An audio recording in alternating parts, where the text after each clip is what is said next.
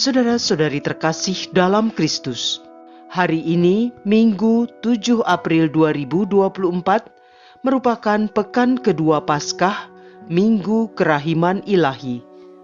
Bacaan dibawakan oleh Patricia Yuwono dan Felicita Zahara. Mazmur dilantunkan oleh Faustina Serenita dan renungan ditulis oleh Julius Andrianto. Selamat Paskah. Mari kita semakin mengasihi, semakin peduli, semakin bersaksi.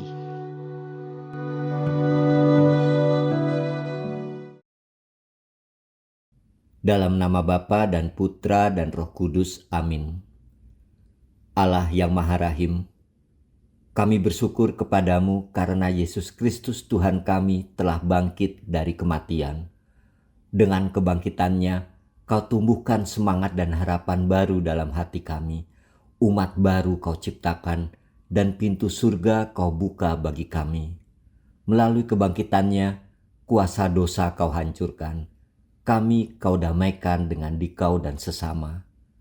Semoga kami semua semakin memahami betapa agung karya penyelamatanmu dan betapa mulia darahnya yang menebus kami, sebab Dialah Tuhan dan Penyelamat kami.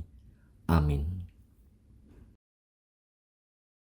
Bacaan dari Kisah Para Rasul, bab 4, ayat 32 sampai 35. Kumpulan orang yang telah percaya akan Yesus sehati dan sejiwa, dan tidak seorang pun yang berkata bahwa sesuatu dari kepunyaannya adalah miliknya sendiri, tetapi segala sesuatu adalah kepunyaan mereka bersama. Dan dengan kuasa yang besar, rasul-rasul memberi kesaksian tentang kebangkitan Tuhan Yesus, dan mereka semua hidup dalam kasih karunia yang melimpah-limpah. Di antara mereka tidak ada seorang pun yang berkekurangan, karena semua orang yang mempunyai tanah atau rumah menjual kepunyaannya itu, dan hasil penjualan itu mereka bawa dan mereka letakkan di depan kaki rasul-rasul, lalu dibagi-bagikan kepada setiap orang sesuai dengan keperluannya. Demikianlah sabda Tuhan.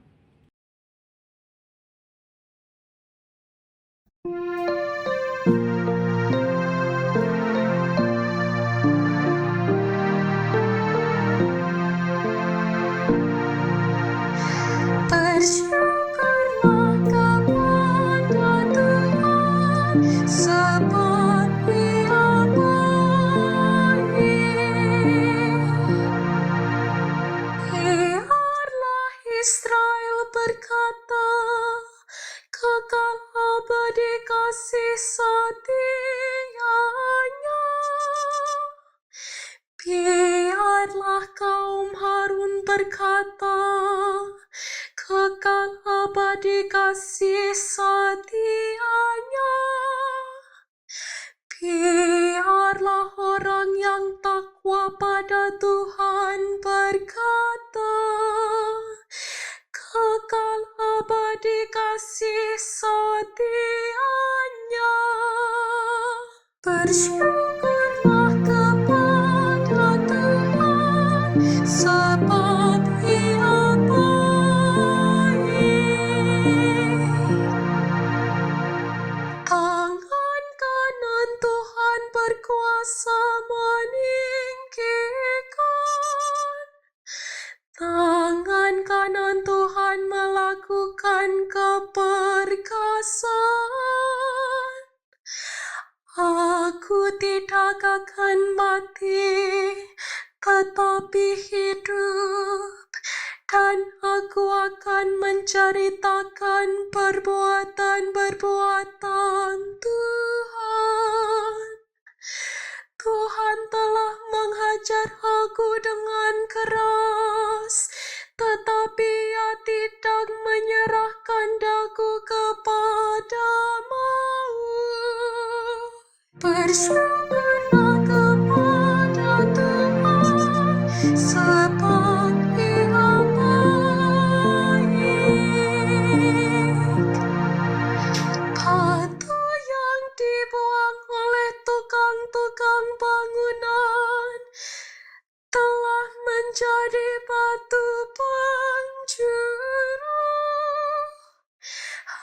hal itu terjadi dari pihak Tuhan, suatu perbuatan ajaib di mata kita.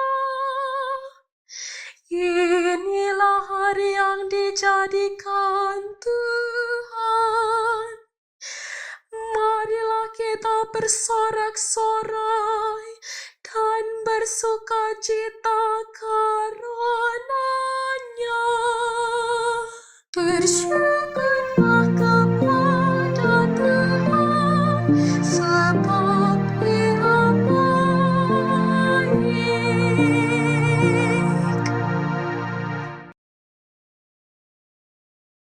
Bacaan dari surat pertama Rasul Yohanes, bab 5, ayat 1-6. Saudara-saudaraku yang terkasih, setiap orang yang percaya bahwa Yesus adalah Kristus, lahir dari Allah. Dan setiap orang yang mengasihi Dia yang melahirkan, mengasihi juga Dia yang lahir daripadanya. Inilah tandanya bahwa kita mengasihi anak-anak Allah, yaitu apabila kita mengasihi Allah serta melakukan perintah-perintah-Nya. Sebab inilah kasih kepada Allah, yaitu bahwa kita menuruti perintah-perintah-Nya. Dan perintah-perintah-Nya itu tidak berat, sebab semua yang lahir dari Allah mengalahkan dunia. Dan inilah kemenangan yang mengalahkan dunia, yakni iman kita. Tidak ada orang yang mengalahkan dunia selain dia yang percaya bahwa Yesus adalah Anak Allah. Dia inilah yang telah datang dengan air dan darah, yaitu Yesus Kristus. Bukan saja dengan air, tetapi dengan air dan dengan darah. Dan Roh-lah yang memberi kesaksian, karena Roh adalah kebenaran. Demikianlah sabda Tuhan.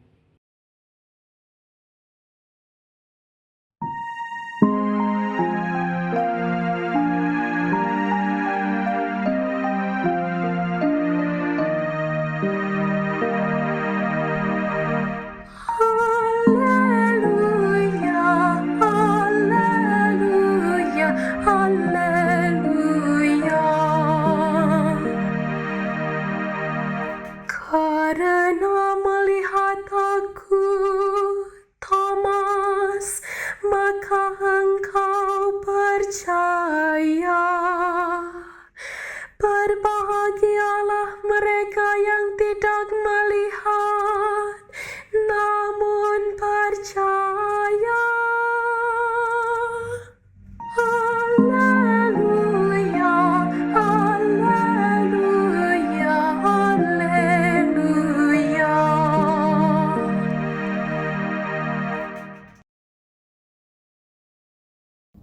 Inilah Injil suci menurut Yohanes bab 20 ayat 19 sampai dengan 31.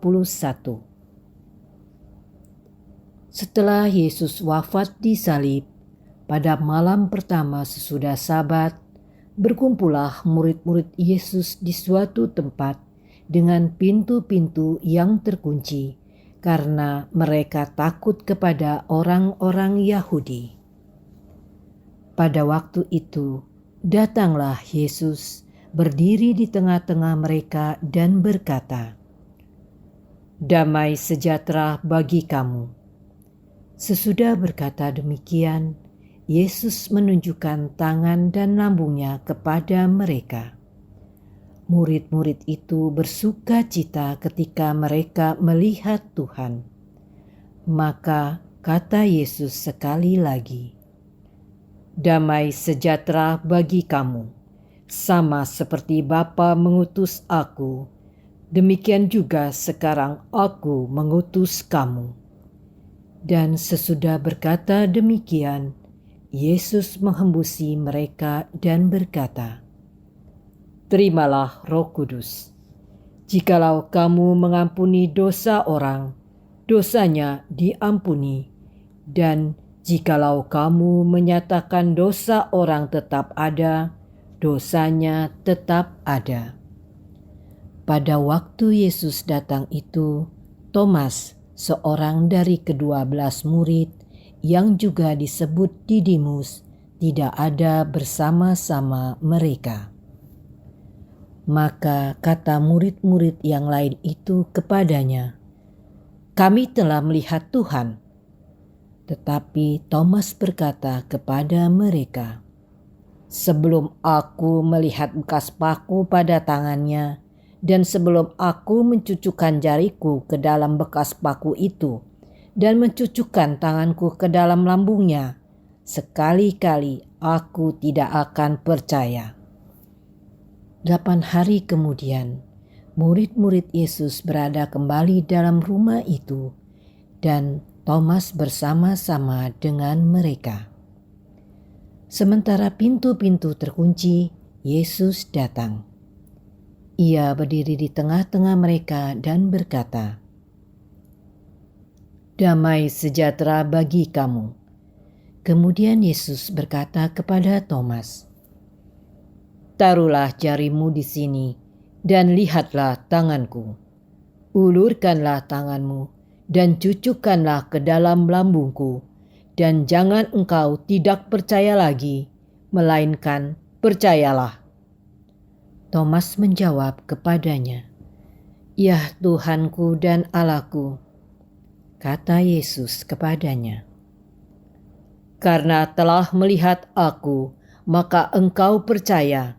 Berbahagialah mereka yang tidak melihat namun percaya." Memang masih banyak tanda lain yang dibuat Yesus di depan mata murid-muridnya yang tidak tercatat dalam kitab ini. Tetapi semua yang tercantum di sini telah dicatat supaya kamu percaya bahwa Yesuslah Mesias, Anak Allah, dan supaya oleh imanmu kamu memperoleh hidup dalam namanya. Demikianlah sabda Tuhan.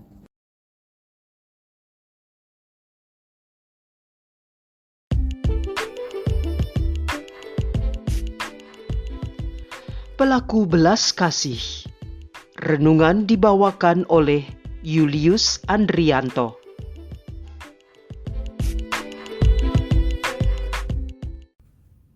Ibu, Bapak, dan saudaraku terkasih, hari ini kita merayakan hari Minggu kedua masa Paskah, sekaligus juga hari Minggu Kerahiman Ilahi, hari yang membawa pesan dan mengingatkan kita semua bahwa Allah itu sungguh berbelas kasih kepada kita. Gereja memilih kutipan dari kisah penampakan Yesus yang bangkit sebagai bacaan Injil pada hari Minggu Kerahiman Ilahi, yang merupakan perayaan khusus gereja dalam menghormati belas kasih Allah. Kita merefleksikan sedikit bacaan Injil tadi. Secara faktual, tidak jarang dari kita hanya terfokus pada kisah penampakan Yesus yang bangkit dan kurang menekankan belas kasih Allah yang terkandung dalam bacaan Injil tadi. Memang dalam bacaan Injil tadi tidak ditemukan sama sekali terminologi yang secara eksplisit mengungkapkan kasih, mengungkapkan rasa mencintai, mengungkapkan rasa mengasihi. Walaupun tidak secara eksplisit, namun bacaan Injil tadi sungguh memaparkan bagaimana kisah kebangkitan Tuhan, khususnya penampakan Yesus kepada para murid, memuat tema belas kasih yang sangat mendalam. Pada poin apa belas kasih itu ditunjukkan? Yaitu pada poin di mana Yesus sungguh mengenal murid-muridnya dalam situasi apapun di kehidupan mereka. Latar kisah penampakan ini dapat kita bandingkan dengan penampakan Yesus pada bagian lain, yaitu penampakan kepada Maria Magdalena misalnya, dan penampakan kepada Petrus bersama para beberapa murid lainnya di Danau Tiberias. Kisah penampakan Yesus dalam Injil Yohanes ini dimulai dengan situasi para murid yang tengah berada dalam berbagai kelemahan manusiawi. Dengan demikian, kedatangan Yesus merupakan wujud belas kasih Allah, yaitu bahwa Allah berkenan hadir dalam setiap situasi muridnya, terutama saat muridnya mengalami kelemahan. Dan Thomas, dengan penuh kerendah hatian, ia mengakui imannya. Ya Tuhanku dan Allahku. Ia bukan lagi menjadi Thomas yang kurang percaya atau ragu-ragu dan bimbang, tetapi menjadi seorang rasul yang selanjutnya memberikan kesaksian imannya akan Yesus yang bangkit. Ia telah diperbaharui oleh Yesus yang bangkit. Ia telah diperbaharui oleh kehadiran Yesus.